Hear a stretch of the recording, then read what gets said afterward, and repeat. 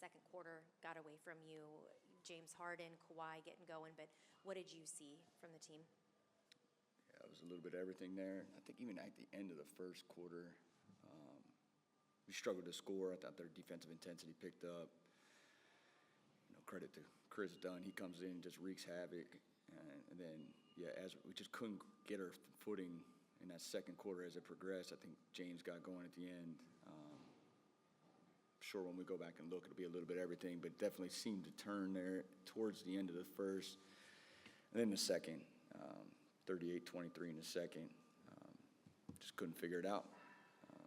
Beauty of the NBA. Got another one tomorrow. No crashing the boards has been an emphasis for this team. The last two games, Ryan Dunn has combined for 8 offensive rebounds. What are you seeing from his level of activity out there? Yeah, just using his athleticism, finding other ways when shots aren't falling, just to give us other opportunities. I really thought in the first half that helped us. I think we had 11 at halftime. I assume that they talked about it and fixed it in the second half, but I thought in the first half we were able to kind of get us some second chance opportunities to keep the gap there pretty close, again, until probably midway through that second quarter when James got going. But, we'll need them all. Ryan, just different ways to impact the game, his defensive ball pressure, his activity overall defensively, and then offensively, he can really help us by getting on the glass. Coach, when you look at it, when you give up 52 points in the paint and the team shoots 55% from three, it's hard to win a game like that. Defensively, was it a matter of just them making shots, or do you feel like there was some lapses defensively as far as either switching or not applying enough pressure? Yeah, when something like that happens, it's a little bit of everything. Like I said, I think the parts of time, like just their steals, I think they had 12 steals, that leads to the breakaway layups. That's your paint points. At times, James gets downhill, puts a lot of paint pressure on you, and then even Kawhi at times, he'll get in the lane 2 feet, just puts a lot of pressure on your defense. And, part of that was our offense. I think part of it was our offense, but again, go look at it. I think we had some breakdowns, but I think just overall it was just where they were catching the ball. Then they would spraying it out, and they shoot 55, and that was 60-some% for most of the game. Derrick Jones had a great shooting night, and obviously James did in that first half. Players have talked about, you guys working on defending to the limit. There's a limit, okay, let's get to that point. Do you feel like, how would you assess that? Because the foul numbers show that maybe it went too far, but how would you assess that aspect of the defense tonight? Yeah, this is a tough team. Tough team, they do get to the free throw line.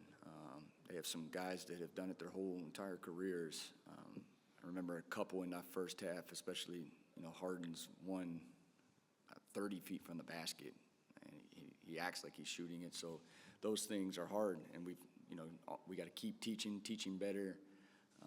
He's one of the best to ever do it, and that was, I think, before he really got going.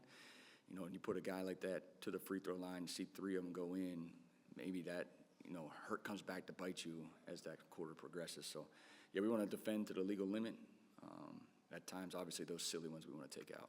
The last thing I had was, Devin just getting 10 shots. I know he gets to the free throw line, and that's not added into that number, but how can you get him more shots, or what could you have maybe done differently more tonight to get him more shots? I think I've talked about it. It's like every night's a different defense, a different scheme. You can see at times when he is in the paint, there's so many guys around him, and I feel like we got some quality looks out of it. He had 7 assists. It felt like there's some of those looks that could have gone in. He easily could have had double-digit assists tonight. So, we'll continue to look at it. We obviously want him to just be aggressive and then make the right play, and he'll continue to do it. Again, we'll take a look, but it did feel like we got some good spray outs from that. We shoot 47 threes. Obviously, they were trying to protect the paint, give us something. So, we'll continue to look. Coach, along those same lines, with Devin, how important is it for him to have these reps, getting multiple bodies early on, to where it's something you can work through early in the season? Yeah, exactly. I think it's different. It's slightly different than his role has been, and then they have length and they have multiple. The starters, and then the bench comes. Chris Dunn comes. He's an elite defender, and seeing that with a 7-foot center, both centers are up there, aggressive. Maybe at times we could hit the roll and play through the roll a little bit more, just overall in general. But yeah, it's great reps. You know, I think every night, every opponent we've played, the 2 different opponents in the preseason, then now these 2, they've had a different defense every single night. So we'll continue to look and see what we can do. I'm just also wondering about Oso. What have you seen with him in that starting unit? And obviously tonight had a tough test, one of the best bigs in the league he's going against. Yeah, with Oso, he just brings a unique piece to us. He kind of connects us at times, helps us with some of that pressure offensively. His speed overall really helps us. In pick and roll, he can be up and more aggressive. At times, he can switch. I think overall, he's been pretty good. You know, he's had a great lead up to camp, into the preseason, and now he's getting these great reps against, you know, all-star, really, really good centers. So I think overall he's been really, really good.